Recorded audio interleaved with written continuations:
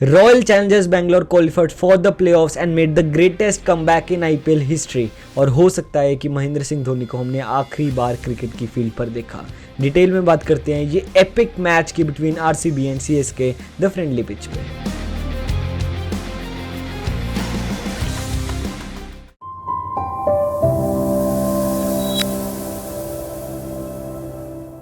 Hello everyone, my name is Aryan Bhalla. तो भाई क्या मैच हुआ ये। मेरे हिसाब से तो ये आईपीएल हिस्ट्री का one of the greatest matches में से एक होगा, क्योंकि मैंने पिछली प्रीव्यू वाली वीडियो थी उसमें भी बात की थी कि स्टेक्स बहुत ज़्यादा हाई थे। अगर सीएसके मैच हार जाती तो बहुत ज़्यादा चांसेस हैं कि महेंद्र सिंह धोनी का ये आखिरी मैच होगा, और अगर आरसीबी ये मैच जीत कर क्वालिफाई कर जाएगी तो ये one of the greatest comebacks होगा, क्योंकि वो एक पॉइंट पे 8 में से एक मैच पे थी और आखिरी पे थी पॉइंट्स टेबल में, और कोई चांस नहीं था उनका क्वालिफाई करने का। मतलब ये लग रहा था कि वो इस साल आखिरी पे एंड करेगी, और वहाँ से क्वालिफाई के चांस बनना भी बहुत बड़ी बात थी। और ये जो मैच हुआ, मतलब मैं एक खुद आरसीबी फ़ैन हूँ तो मैं बता नहीं सकता कि मैं कितना ज़्यादा खुश हूँ, लेकिन उसी के साथ साथ वहाँ शायद धोनी का भी हमने आखिरी मैच देखा क्रिकेट की फील्ड पे, हमने उनको आखिरी बार खेलते हुए देखा। और क्या मतलब कैसा मैच हुआ, एब्सोल्यूट सिनेमा था वहाँ पर। ये मतलब मैं इमोशनल भी हो गया था वो सब देखते हुए। मैं खुश भी बहुत ज़्यादा था, लेकिन वहाँ पर धोनी और जडेजा जब बैटिंग कर रहे थे तब लग रहा था कि ये दोनों मैच जिता जाएंगे। और क्या क्या फ्लैशबैक्स आए बीच में। लॉकी फर्ग्यूसन 19th ओवर डाला और धोनी स्ट्राइक पे थे, जडेजा नॉन स्ट्राइकर एंड पे थे। तो 2019 के सेमीफाइनल वाले हमें फ्लैशबैक्स देखने को मिले। और लास्ट ओवर में 17 रन चाहिए थे जीतने के लिए। यश दयाल बॉलिंग कर रहे थे और पहली बॉल पर महेंद्र सिंह धोनी ने छक्का मारा, और इस आईपीएल का इस सीज़न का सबसे बड़ा छक्का आई गई, 110 मीटर का छक्का मारा। वहाँ तो ऐसा हो गया था कि धोनी वही कर देंगे जो उन्होंने अपने पूरे करियर में किया है, जो हम उनको पूरे करियर में करते हुए देखते आए हैं, कि the best finisher of a game is going to show us all how it's done.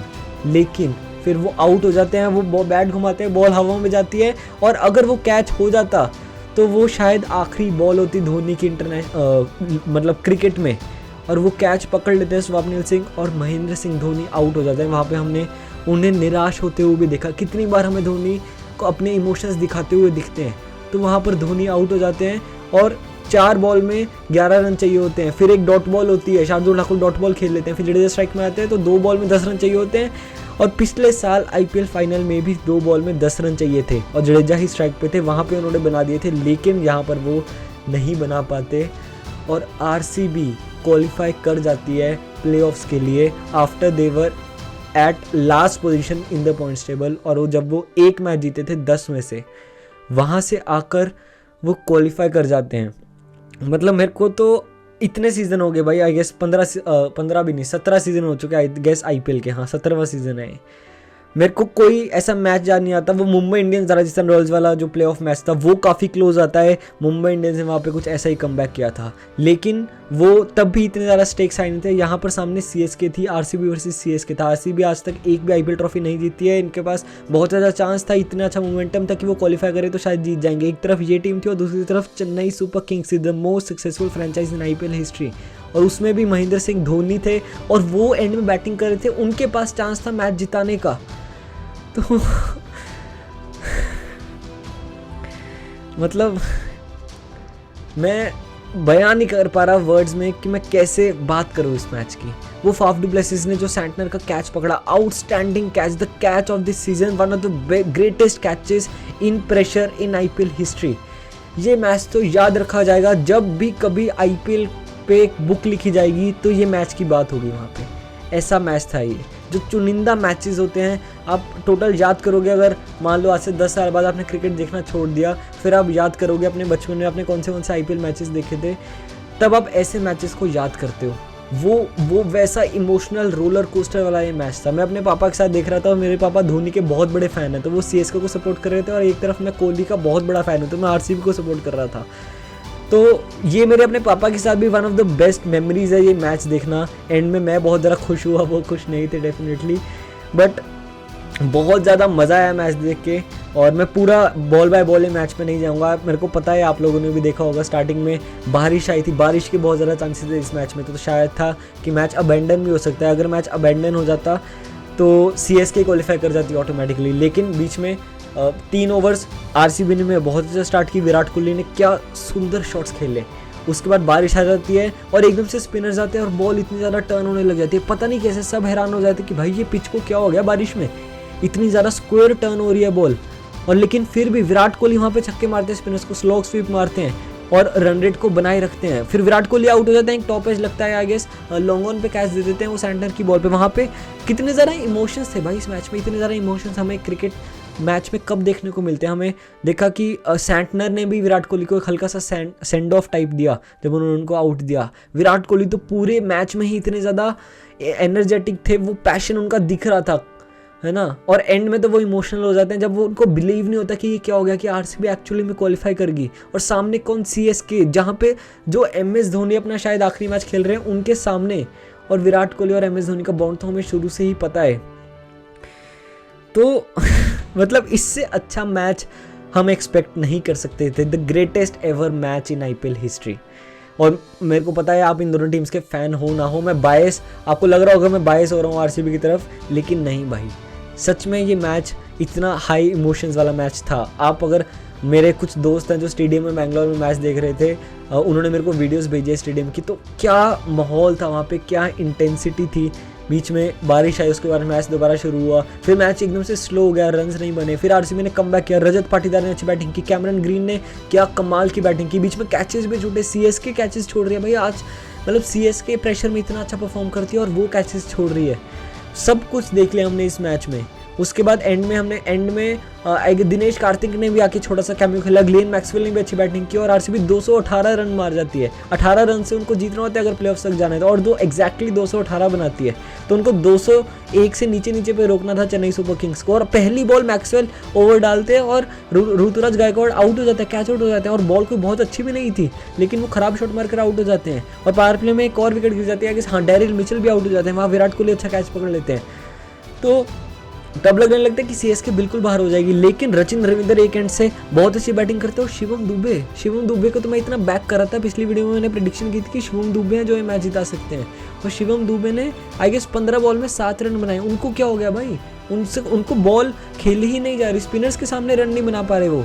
मतलब ये तो मैं मान ही नहीं सकता था अपने वाइल्डेस्ट ऑफ ड्रीम्स में कि शिवम दुबे स्पिनर्स के सामने 6 ओवर में ग्राउंड में छक्के नहीं मार पाएंगे। जैसी मर्जी टर्न हो रही हो बॉल भाई, दूसरे एंड से रचिन रविंदर मार पा रहे, शिवम दुबे नहीं मार पा रहे थे। और शिवम दुबे, मतलब इससे ज़्यादा बुरा क्या कर सकते थे सीएसके के लिए कि उन्होंने रचिन रविंदर को रनआउट करवा दिया। वहाँ पे सैक्रिफाइस बनता था शिवम दुबे का, वहाँ पर जब उनका वो मिसकम्युनिकेशन, चलो ठीक है हो जाता है क्रिकेट फील्ड में, रनआउट होते हैं, लेकिन वहाँ पर अपना विकेट सैक्रिफाइस करना चाहिए था शिवम दुबे को। वहाँ पे रचिन रविंदर की ज़्यादा ज़रूरत थी सीएसके को, वो इन्फॉर्म बैट्समैन थे, तो वहाँ पे रचिन रविंदर आउट हो जाते हैं। फिर जडेजा बहुत अच्छी बैटिंग करते हैं, और जडेजा भाई प्रेशर गेम्स में हमेशा अच्छा परफॉर्म करते हैं, ये हम बारी बारी देख चुके हैं सीएसके के लिए भी। ये मैच क्लोज नहीं कर पाए, लेकिन मैं जडेजा की गलती बिल्कुल नहीं मानूंगा इसमें। और सैंटनर बैटिंग करने आ जाते हैं धोनी से पहले, वहाँ पर तो धोनी को आना चाहिए था, धोनी का आखिरी मैच था, परफेक्ट टाइम था, और फिर वो सैंटनर का कमाल का कैच पकड़ लेते हैं डू प्लेसिस, और तब धोनी की एंट्री होती है। धोनी आते ही चौका भी मारते हैं, बीच में एक आधा छक्का भी मारते हैं। धोनी ने बहुत अच्छी बैटिंग करी, और धोनी जडेजा मिलकर मतलब ऑलमोस्ट ले जाते हैं। मतलब अगर आप लास्ट ओवर की पहली बॉल तक देखोगे तो सीएसके फेवरेट थे भाई, सीएसके वो मैच जीत रही थी। 5 बॉल में 11 रन चाहिए थे, जडेजा धोनी बैटिंग कर रहे थे, यश दयाल कोई बहुत अच्छी बॉलिंग कर भी नहीं रहे थे।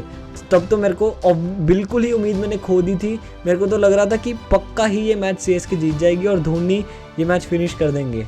तो मैं तो वहाँ पर बहुत ज़्यादा डिसअपॉइंट हो गया था। डिसअपॉइंट तो मैं नहीं करूँगा, आरसीबी ने जैसा ये मैच खेला, अगर ये मैच हार भी जाती मैं बिल्कुल भी डिसअपॉइंटेड नहीं होता। जैसे उन्होंने फर्स्ट इनिंग्स के बाद बैटिंग उनकी ख़त्म हुई थी ना, मेरे को तभी हो गया था कि भाई इस टीम ने डिसअपॉइंट तो नहीं किया। एक टाइम पर जहाँ ये 8 में से 1 पे थे, वहाँ से ये ऐसी पोजीशन पे आ गए जहाँ पे इनके पास क्वालिफाई करने का इतना अच्छा चांस है, और अभी इन्होंने इतने प्रेशर वाले मैच में भी, इतनी मुश्किल पिच पे भी 218 बना लिए।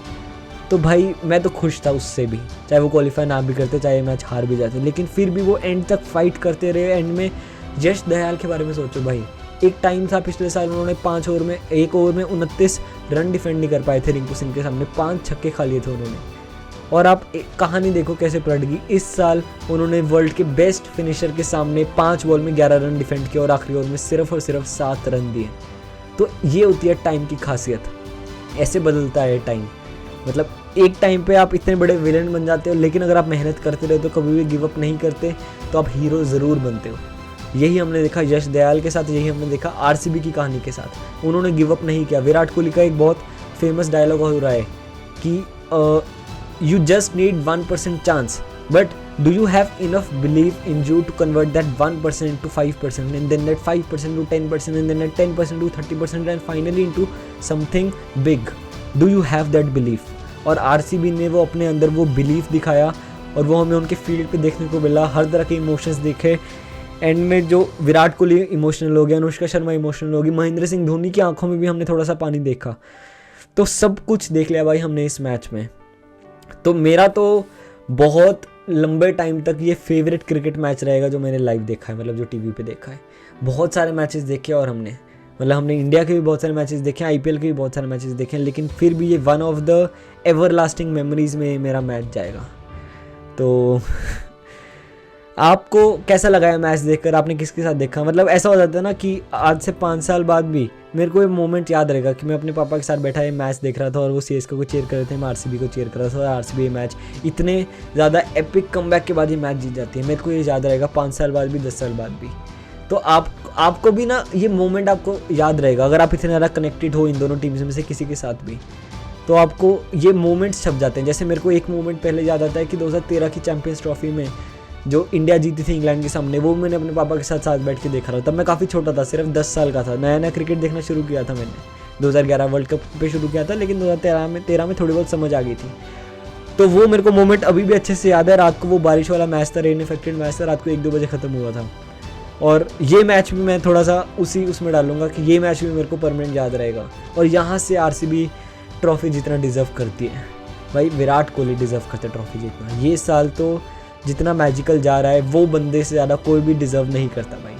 तो मैं बहुत अगर आप आरसीबी फ़ैन नहीं हो तो भी आप मेरी बात से एग्री करोगे कि विराट कोहली और आरसीबी ने जितनी मेहनत की है, एक ट्रॉफी इस साल तो बनती है। इस साल वुमेंस ने भी ट्रॉफी जीती। विराट कोहली ने जाके उनको मोटिवेट किया था कि वो जब लगातार 4-5 मैच हार गए थे कि आप हार मत मानो और लगे रहो, और वो इस साल ट्रॉफी जीतते हैं। और इस साल हमने वो सेम चीज़ आरसीबी मेंस टीम के साथ देखी।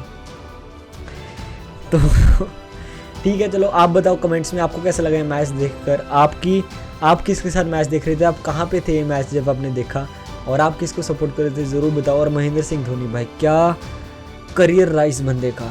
उसका फर्स्ट मैच वो इंडिया के लिए जब 0 पे आउट हो जाता और लास्ट मैच में वो फिनिश नहीं कर पाता। ये 2 आप फेलियर्स कह सकते हो, लेकिन उसके बीच में हमने जादू देखा, हमने मिरेकल्स होते हुए देखे। हमने जहाँ से मैच जीतना पॉसिबल ही नहीं था वहाँ से उस बंदे को मैच जिताते हुए देखा। जो भी चीज़ क्रिकेट में अचीव की जा सकती थी, हमने ये रांची के ये एक लड़के को अचीव करते हुए देखा।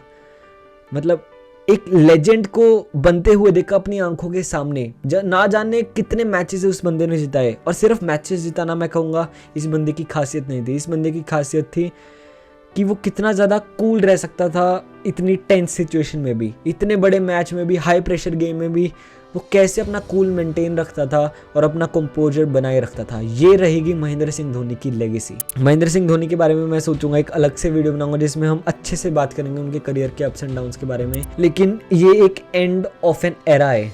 महेंद्र सिंह धोनी अगर मतलब अब हमें ये भी नहीं पता ना कि वो रिटायर होंगे नहीं होंगे, ये हमें पता ही नहीं चलेगा। ये साल के एंड तक, जब तक ऑक्शन के टाइम पे वो रिटेंशन वाली लिस्ट नहीं आती, तब तक हमें पता ही नहीं चलेगा कि धोनी रिटायर होंगे कि नहीं। वो ऐसा इंसान है कि वो कभी लाइमलाइट में रिटायरमेंट या ऐसी कोई भी चीज़ लेता नहीं, उसे फेम पसंद ही नहीं।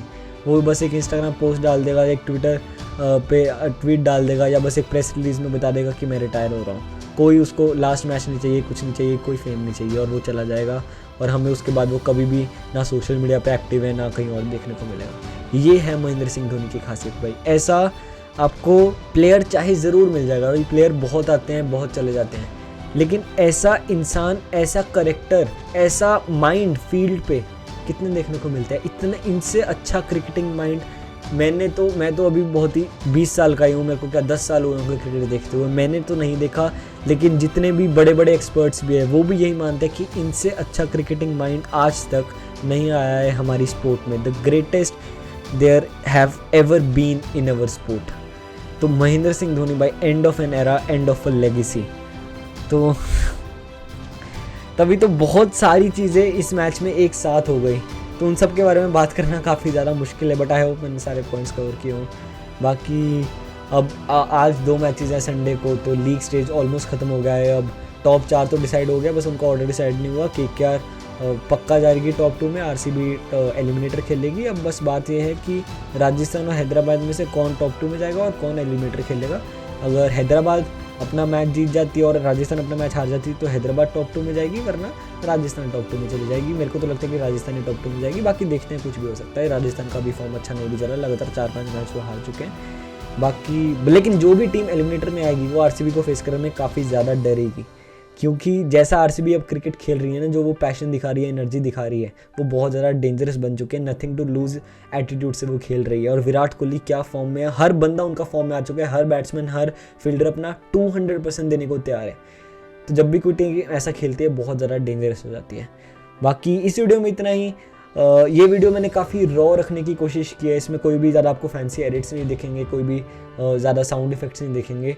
बस मैं अपनी मन की बात करना चाह रहा था। ये मैच बहुत इमोशनल मैच था, तो मैं अपनी फीलिंग्स शेयर करना चाह रहा था आप लोगों के साथ। आई होप आपको पसंद आया हो। अपने ओपिनियंस कमेंट्स में ज़रूर बताना। बाकी लाइक कर दो, शेयर करो, चैनल को सब्सक्राइब कर दो। Thanks for watching.